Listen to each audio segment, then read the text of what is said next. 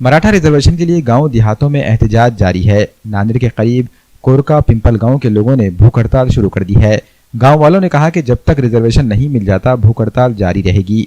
इस दौरान गांव में सियासी रहनुमाओं की आमद पर भी पाबंदी लगा दी गई है और इस हवाले से एक बैनर भी लगाया गया है। नांदेड़ जिले के 100 से ज्यादा देहातों में सियासी लीडरों पर पाबंदी लगा दी गई है।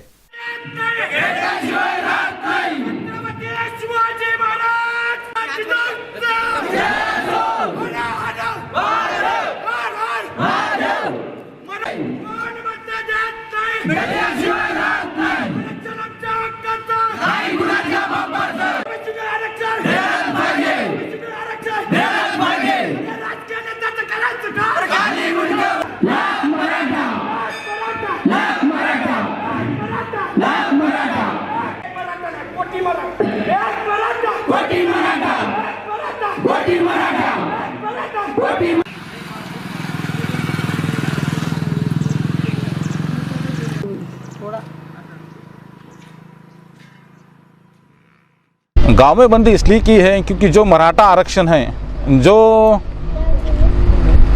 ओबीसी से आरक्षण होना चाहिए, वो हमको जो हमारे हक का आरक्षण है वो नहीं मिल रहा। इसलिए हमने पूरे राजकीय जो पॉलिटिकल जो भी लीडर है उनको गांव में आने से बंदी की है।